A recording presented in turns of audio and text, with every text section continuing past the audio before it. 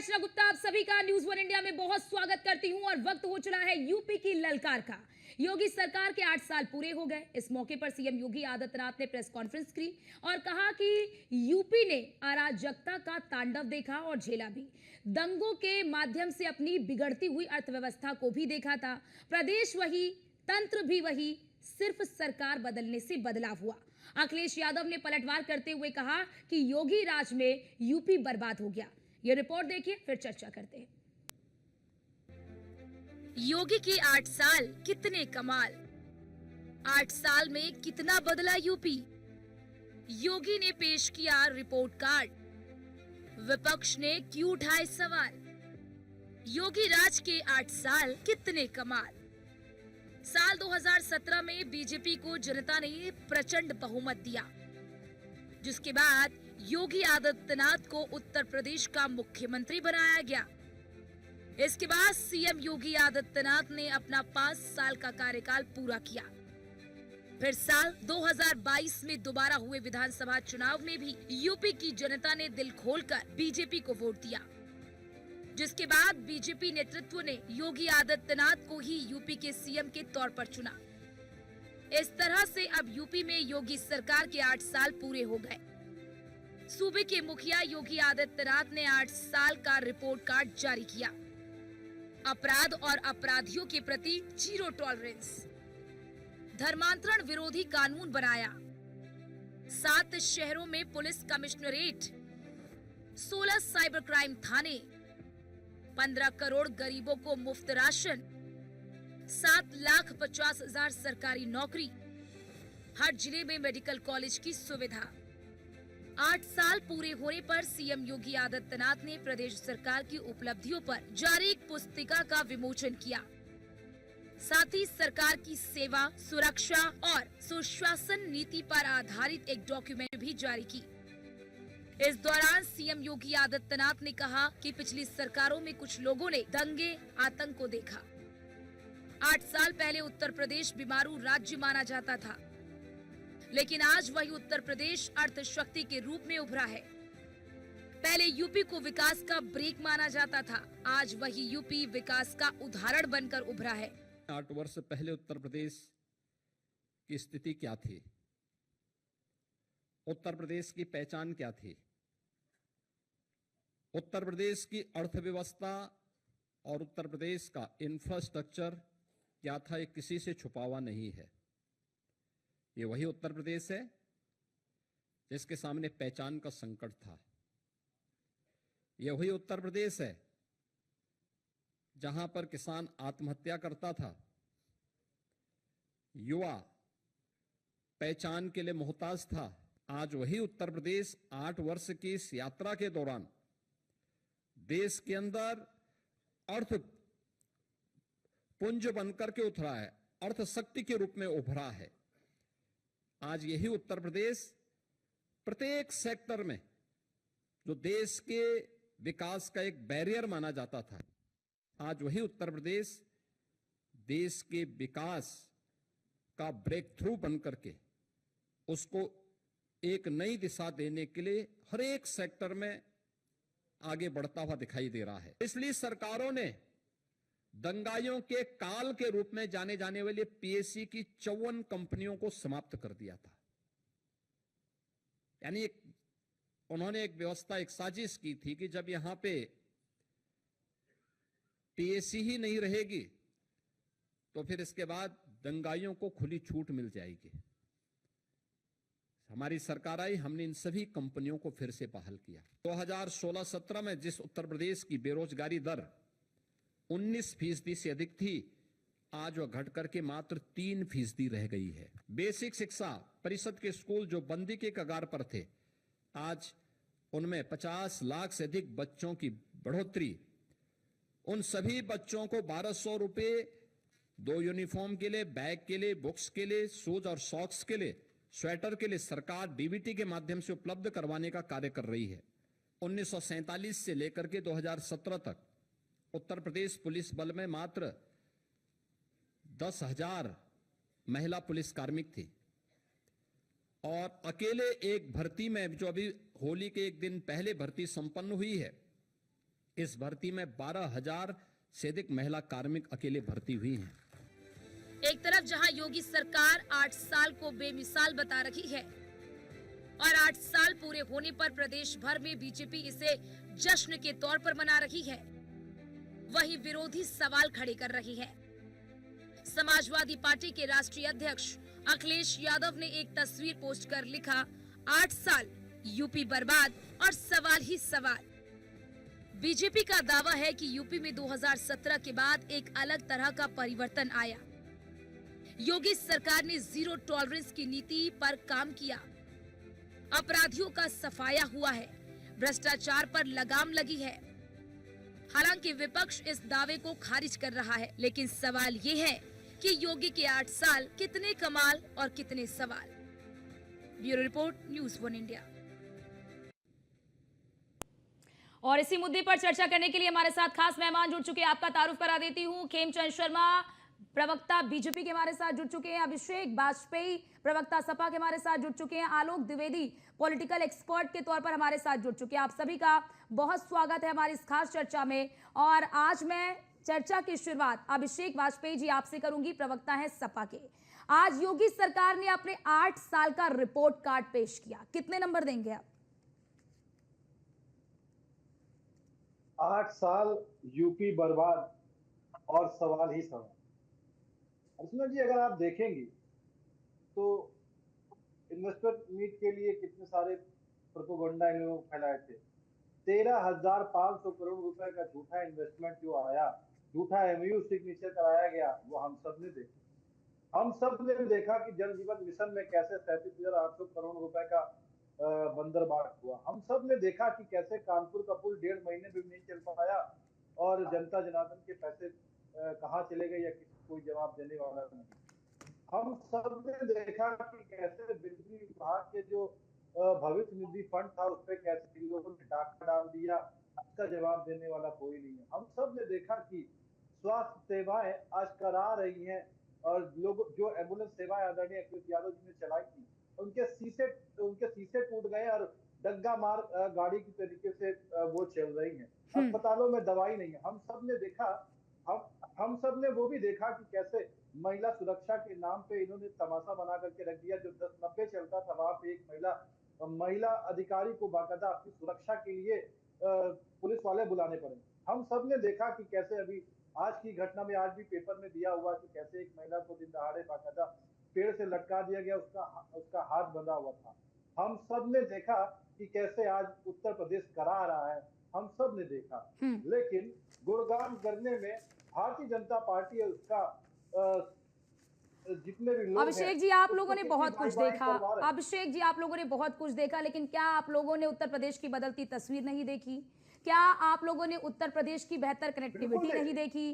क्या आपने उत्तर प्रदेश आज पूरे भारत का ऐसा राज्य बन गया जहां पर सबसे ज्यादा एक्सप्रेसवे हैं, क्या आपने वो नहीं देखा? क्या आपने ये नहीं देखा कि उत्तर प्रदेश में शिक्षा का स्तर क्या है, स्वास्थ्य का स्तर क्या है, रोजगार को लेकर सरकार क्या कर रही है, जो उद्यमी बना रही है सरकार उसको लेकर क्या कर रही है, युवाओं को प्रेरित करने के, प्रोत्साहित करने के लिए लोन दे रही है, ये नहीं देखा आपने? अरे आगे सुन भी तो लीजिए जी। आपने जितने प्रश्न किए उसी का एक एक करके आप उत्तर दे रहा हूँ। हम सब ने देखा कि कैसे शिक्षा की जब आप बात कर रही हैं तो आपको याद दिला दूं कि फैजाबाद से आगे, पूर्वांचल में फैजाबाद से आगे और मुख्यमंत्री योगी आदित्यनाथ जी के गृह जनपद तक 9,000 से ज्यादा प्राथमिक विद्यालय बंद हो गए। हम सब ने देखा कि अभी पिछले सत्र में कैसे जूते, स्कूल की कॉपियां और स्वेटर वगैरह के लिए जो फंड आए थे वो बंदरबाट होकर के इधर उधर चले गए और जो स्कूल की यूनिफॉर्म और जो यानी अभिषेक जी 8 सालों में कुछ नहीं हुआ उत्तर प्रदेश में, आपका कहना मतलब समाजवादी पार्टी कहती है कि 8 सालों में कुछ नहीं हुआ। हम सब ने सुन तो लीजिए एक आखिरी बात और कह दूं क्योंकि बहुत लंबा हो जाएगा तो पूरा समय खत्म हो जाएगा। इनके ही भारतीय जनता पार्टी के विधायक आज अपने को ठगा हुआ सा महसूस कर रहे हैं। नंदकिशोर गुर्जर जी, अब उनके कपड़े फाड़े गए और उनके साथ अभद्रता की गई, वो खुद भंडाफोड़ कर रहे हैं तो और किसकी बात आप कहेंगे? एक नहीं कई सारे लोग इनके बोल रहे हैं, तो हम तो विपक्ष में है, वो तो सरकार में है।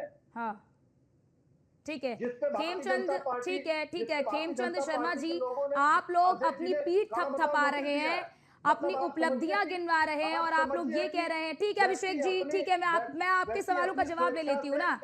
ठीक है अभिषेक जी, मैं आपके सवालों का जवाब ले लेती हूँ। खेमचंद शर्मा जी, आप लोग अपनी पीठ थपथपा रहे हैं कि 8 सालों में उत्तर प्रदेश की तस्वीर बदल दी, देश के विकास का ग्रोथ इंजन बना दिया, वो उत्तर प्रदेश को दंगाई मुक्त बना दिया, शिक्षा, स्वास्थ्य, तमाम चीजों की आप उपलब्धियां गिना रहे हैं। लेकिन समाजवादी पार्टी ये कह रही है 8 साल यूपी बर्बाद, यूपी का बुरा हाल और सवाल ही सवाल। तो कैसे कहेंगे आप बेमिसाल? नमस्कार, जय श्री राम, जय श्री राधे। मैं खुद उत्तर प्रदेश का निवासी हूँ, यूपी बोर्ड से पढ़ रहा हूँ।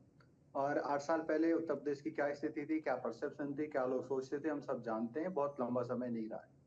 बीमारू स्टेट माना जाता था, गरीब स्टेट माना जाता था, देश के विकास में एक अवरोध माना जाता था कि उत्तर प्रदेश पिछड़ा हो, उसकी वजह से ओवरऑल जो जीडीपी है, ओवरऑल जो देश की ग्रोथ है वो रुक रही है। लेकिन आज देश की ग्रोथ में मेजर कंट्रीब्यूटर के तौर पे उत्तर प्रदेश उभर के आया है। आज जो हमारा नारा है कि हम सुशासन देंगे, सेवा करेंगे और सुरक्षा के साथ हम सरकार का माहौल, उत्तर प्रदेश का माहौल बदलेंगे, वो हम लोगों ने किया है। उसकी वजह से मैं ब्रज क्षेत्र से आता हूँ। आज ब्रज क्षेत्र में लैंड की जो रेट्स हैं वो 10 से 15 गुना बढ़े। क्यों बढ़े? लाखों की संख्या में दूसरे स्टेट से और विदेशों से लोग आके आज ब्रज क्षेत्र में बस रहे हैं, क्योंकि वहाँ पे सुरक्षा है, वहाँ पे संसाधन है, वहाँ पे लॉजिस्टिक है। आज बिजली आती है, सड़क बन रही है, आज वहाँ पर चोरी नहीं होती, डकैती नहीं होती, आश्रम में घुस के वहाँ पे लूट नहीं होती, साधु संतों के साथ मारपीट नहीं होती। इसीलिए बाहर से लोग आके वहाँ बस रहे हैं। वहाँ पे कॉलोनियां बस रही हैं। आज हमारे बरसाना में आप जाके देखोगे, गुजराती कॉलोनी है, यूके यूएस से आए, बाहर से विदेशी लोग हैं, उनकी कॉलोनियां हैं, गौशाला बन रही है, नए नए आश्रम बन रहे हैं। उसका एक कारण है, क्योंकि एक स्टेबल गवर्नमेंट है, ऐसी गवर्नमेंट है जो लोगों के लिए काम कर रही है। अब बात आती है हर जिला स्तर पे, क्या पहले वेल इक्विप्ड हॉस्पिटल थे? नहीं थे, तो वो बनाने का काम हमारी सरकार ने किया है। आज स्कूलों का मॉडर्नाइजेशन लगभग 2 करोड़ के आसपास आप कह सकते हैं, या नहीं 2 करोड़ नहीं, 2 लाख के आसपास ऐसे स्कूल्स हैं जिनको मॉडर्नाइज किया गया है, जिनको वेल इक्विप्ड लैब, साइंस की लैब, कंप्यूटराइज लैब, कृषि विज्ञान की लैब, और उनका जो इंफ्रास्ट्रक्चर पुराना हो गया था जिसमें पंखे तक भी नहीं थे, वो सारी बेसिक फैसिलिटी देने का काम, अटल थिंकिंग लैब स्टेब्लिश करने का काम, स्किल इंडिया से कनेक्ट करने का काम आज हमारी सरकार ने वहां पे किया है। आज हमारी सरकार की वजह से अभी हमारे भाई को सब कुछ नकारात्मक दिखाई दे रहा है, क्योंकि जो कहते हैं कि भाई सावन में जो अपना अंधा हो जाता है उसको सब चीज हरी हरी दिखाई देती है, क्योंकि वो सावन में अंधा और उस समय सब चीज हरी हरी है। तो ये इनके राज में जो लोग नेतागण होते थे, जैसी स्थिति है वैसी स्थिति इनको आज भी दिखाई देती है। इनको कुंभ में विश्व का जो सबसे बड़ा आयोजन हुआ है, 65 करोड़ के आसपास लोग वहां पे गए हैं और बहुत अच्छे तरीके से सब लोगों ने स्नान किया है, वो नहीं दिखाई देता। आज लाखों करोड़ का इन्वेस्टमेंट भारत में, लेकिन वो यही कह रहे हैं, सवाल ही खड़े हो रहे हैं। वो कह रहे हैं चाहे वो स्वास्थ्य व्यवस्था को लेकर हो, चाहे शिक्षा व्यवस्था को लेकर हो, चाहे इंफ्रास्ट्रक्चर को लेकर हो, वो कह रहे हैं कि आप लोग झूठा निवेश ला रहे हैं, झूठ बोल रहे हैं, आप लोग निवेश ला रहे हैं, फर्जी निवेश ला रहे हैं आप लोग, ये कह रहे हैं सपा के प्रवक्ता। निवेश सांच को आंच नहीं होती। क्या युद्ध स्तर पे आज उत्तर प्रदेश का इंफ्रास्ट्रक्चर डेवलप नहीं? आज गांव की सड़कें देखिए, सब आपको अच्छी सड़कें दिखाई देंगी, छोटी छोटी सड़कें दिखाई नहीं देंगी। आज गड्ढों में सड़क नहीं है, आज प्रॉपर सड़क है। आज रिवर्स माइग्रेशन उत्तर प्रदेश में हो रही है। अभिषेक जी सुन लीजिए, मैंने आपको डिस्टर्ब नहीं किया। ठीक है, माध्यम में एक ही व्यक्ति की आवाज सुनाई देगी, एक ही व्यक्ति की आवाज सुनाई देगी। वाजपेयी जी आपको पूरा सुना है, आपका झूठ को भी सुना है, आपके गलत लॉजिक को भी सुना है। तो आज उत्तर प्रदेश में रिवर्स माइग्रेशन है, रिवर्स माइग्रेशन है पूरे देश में जो उत्तर प्रदेश के लोग। ठीक है, मैं आलोक द्विवेदी जी के पास भी, ठीक है खेमचंद जी, मैं आपके पास आऊंगी और मैं इसका जवाब लूंगी मैं आपसे अभिषेक जी, लेकिन मैं पहले आलोक जी को भी मैं डिबेट में शामिल कर लूं। ठीक है अभिषेक जी, मैं आपके पास आऊंगी। आलोक द्विवेदी जी, आज आपने भी देखा कि मुख्यमंत्री योगी आदित्यनाथ ने प्रेस कॉन्फ्रेंस करके 8 साल का जो रिपोर्ट कार्ड है वो पेश किया और कहा कि उत्तर प्रदेश की हमने पूरी तस्वीर बदल दी। क्या आपको भी लगता है कि उत्तर प्रदेश की तस्वीर जो है वो काफी ज्यादा बदली है? उत्तर प्रदेश जो कभी एक बीमारू राज्य हुआ करता था, उस बीमारू राज्य की छवि से बाहर लाने में मुख्यमंत्री योगी आदित्यनाथ की अहम भूमिका रही है। देखिए, मेरा मानना ऐसा है कि उत्तर प्रदेश कभी भी शायद बीमारू राज्य नहीं रहा है। बीमारू राज्य में अगर किसी गिनती होती तो बिहार की होती रही है। और ये पर देखिए, विकास से सतत चलने की प्रक्रिया है। जो भी सरकार होती है वो अपने कार्यकाल में विकास करती है, चाहे वो इसके पहले अखिलेश यादव सरकार थी, या उसके पूर्व मायावती की सरकार थी, या उसके पहले भी सपा सरकार है, भाजपा सरकार रही है, इसमें पिछले 8 साल से योगी सरकार चल रही है उत्तर प्रदेश में। तो विकास तो एक सतत चलने की प्रक्रिया है, उससे कोई सरकार ये नहीं कह सकती कि नहीं हमारे टाइम से विकास हुआ है। जो पूर्व में था उसके समय विकास हो सकता तो वो हुआ है, देखिए टेक्नोलॉजी हमेशा बदलती रहती है। आज जो टेक्नोलॉजी चल रही है 5 साल बाद अच्छा जी कुछ टेक्नोलॉजी और आएगी। तो 5 साल में सरकार रहेगी वो उस पे काम करेगी। वो ये नहीं कर सकती नहीं पहले सरकार ने कुछ काम ही नहीं किया हुआ है। अब देखिए मोबाइल वगैरह क्या हुआ यानी कांग्रेस केवल सरकार क्रेडिट थी लिया जा रहा है मोबाइल क्या? आलोक द्विवेदी जी, केवल क्रेडिट लिया जा रहा है क्या हर चीज पर, चाहे वो कनेक्टिविटी हो, तमाम चीजों के नाम पर? क्या बस कह लीजिए कि बस क्रेडिट लिया जा रहा है क्या? देखिए मैं एक चीज कर देता हूँ 2000 मोबाइल जब आया था ठीक है 2002-3 में मोबाइल बहुत ही लिमिटेड लोग पास था 1% लोग पास मोबाइल नहीं था पर 2005-7 जब रिलायंस और टाटा आए तो इन्होंने क्या किया लगभग ऑलमोस्ट हर घर में एक फोन तो पहुंच ही गया था उनके समय पर। अब कांग्रेस वाले ये कहना शुरू करते हैं कि यदि हमारी उसमें सरकार ना होती तो आज हर घर में मोबाइल ही ना होता। गलत है। वो एक टेक्नोलॉजी आती है उसको लोग यूज करते हैं। अब रही बात सरकार की देखिए अपने टाइम पर भी एक हमने देखा सोशल बना था जो आज तक अच्छा है। भाजपा सरकार ने उसमें से बनाए उनमें कुछ कमियां रही हैं उनमें कभी रोड उखड़ना शुरू हो गई थी। ये बात तो कई भाजपा के विधायक भी बोले हैं। रही बात देखिए अखिलेश यादव योगी जी सरकार में जो बेसिक डिफरेंस सबसे बड़ा डिफरेंस है वो योगी जी सरकार में बेहतरीन law and order. Akhilesh Yadav सरकार की सबसे बड़ी नाकामी है कि उनके समय में लॉ एंड ऑर्डर सबसे खराब था। इनका छोटा सा कार्यकर्ता भी थाने में चला जाता था वहां पुलिस को धमका देता था। तो सबसे खराब जो था समाजवादी पार्टी सरकार के खिलाफ जो सबसे निगेटिव चीज है वो ये है कि अपने समय में ये लॉ एंड ऑर्डर को मेंटेन नहीं कर पाए। इनके जो समुदाय के नेता थे यादव नेता उनको ही कंट्रोल नहीं कर पाए। उनकी वजह से सिर्फ 2 ऐसे रीजन है जिसकी वजह से समाजवादी पार्टी सरकार की एक नेगेटिव छवि बनी जनता के बीच में। वो है कि सिर्फ law and order Akhilesh Yadav ठीक रखते अपने यादव नेताओं को यदि कंट्रोल में रखे होते तो समाजवादी पार्टी की सरकार की जो इमेज है वो खराब ना होती। आज भी लोगों के मन के अंदर वो डर बैठा हुआ है जो इनके समय में जो शासन काल में जो अत्याचार हुए थे वो अभी भी लोगों के डर बैठा हुआ है। वही सबसे बड़ा एडवांटेज भाजपा लेती थी। वैसे भी आलोक जी, जब किसी भी क्षेत्र का विकास आप करेंगे, किसी भी राज्य के विकास की जो बुनियादी आधार की जो बनाई जाती है वो सबसे पहले बुनियादी आधार उस प्रदेश की कानून व्यवस्था ही होती है। आप तमाम वहां पर डेवलपमेंट कर लीजिए, तमाम विकास के काम कर लीजिए, अगर आपका लॉ एंड ऑर्डर ही ठीक नहीं है तो प्रदेश में ना तो विकास रफ्तार पकड़ पाएगा ना अन्य चीजें, क्योंकि लोग डरे रहेंगे तो पलायन करेंगे तो वहां पर आपका निवेशक नहीं आएगा तो निवेश नहीं होगा और निवेश नहीं होगा तो आपके प्रदेश का विकास नहीं होगा। तो पहला चरण ही होता है लॉ एंड ऑर्डर।